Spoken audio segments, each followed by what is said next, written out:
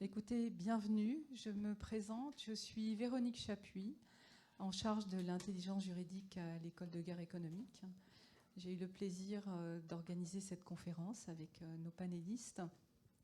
Christian Marbulot, le directeur de l'École de guerre économique, m'a demandé de s'excuser.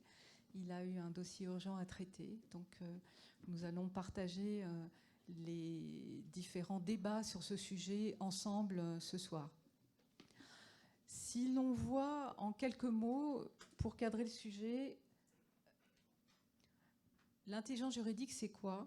Vous avez souvent entendu parler du droit de l'intelligence économique, c'est-à-dire tous les enjeux juridiques qui sont autour de l'information, sa disponibilité, son exploitabilité, sa transférabilité. L'intelligence juridique, c'est différent. C'est comment mettre en lumière la dimension stratégique du droit. Ça implique deux choses.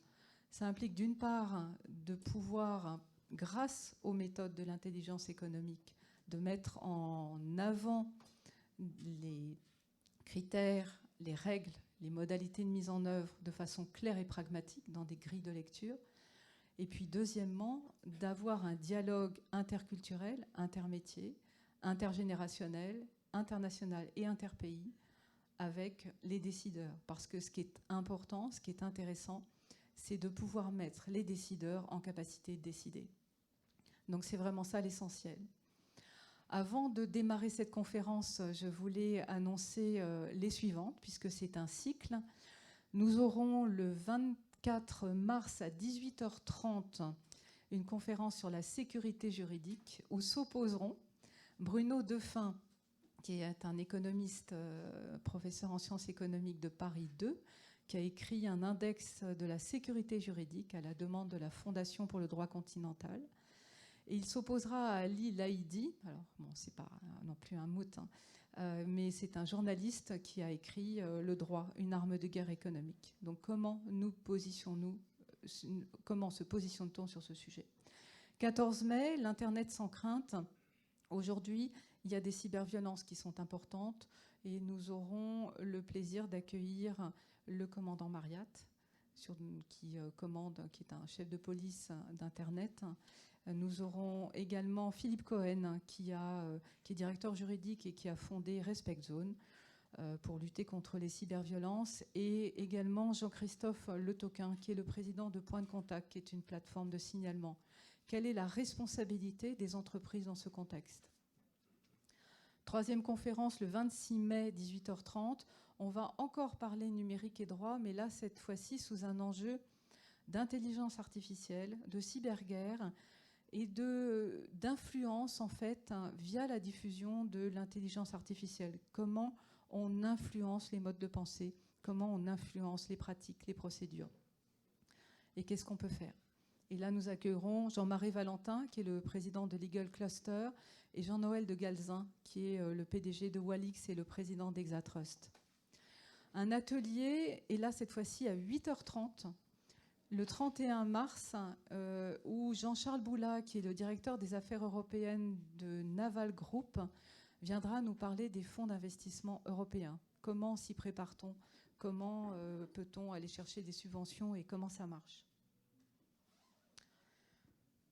Si l'on regarde la question de l'extraterritorialité aujourd'hui, pour rentrer dans notre sujet, et merci d'être là, c'est vraiment un point que nous voulions partager avec vous, parce qu'il se pose de nombreuses questions.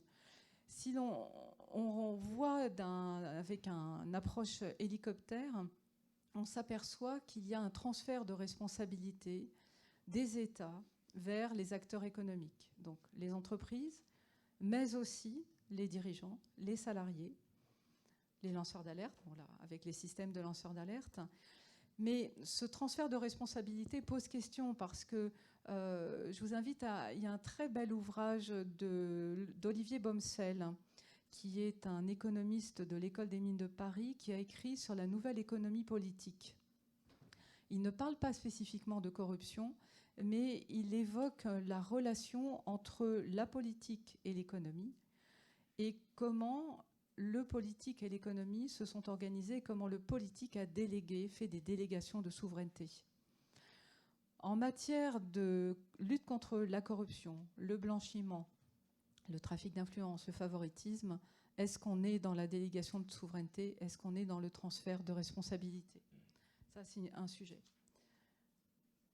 Et puis, est-ce qu'on est vraiment dans la répression, sachant que aujourd'hui, l'ensemble des acteurs économiques, les entreprises, s'interrogent. On est tous dans l'attente du déclenchement des enquêtes. Quel est le fait générateur? Comment ça marche? On attend soit les enquêtes, soit des sanctions. Toutes les entreprises essayent de se préparer. Et le temps qui est passé à ça, en reporting, en cartographie, en méthode, est-ce que c'est du temps aussi que l'on peut dédier à étudier des mesures locales, à imaginer une politique pays? Un dirigeant d'un grand établissement financier me disait que, en matière de politique client, qu'est-ce que l'on peut faire? Est-ce que quand l'enquête du KYC n'est pas suffisante, est-ce qu'on peut finalement laisser passer? Et ça veut dire laisser une économie parallèle se développer, ou alors au contraire, quelle politique on met en place? Mesures locales? Est-ce qu'il faut fermer une usine au Venezuela, quitte à faire en sorte que des gens meurent de faim dès le lendemain? Enfin voilà, qu'est-ce qu'on fait? Donc ça rentre en ligne de compte. Tout ça pour dire que ça n'est pas qu'un sujet juridique. Et surtout, un point important, on l'a vu, comment protège-t-on les dirigeants et les salariés? A-t-on pris la mesure? Parce que c'est vrai qu'on parle des amendes et des sanctions, mais derrière, dessous, on a véritablement toute une batterie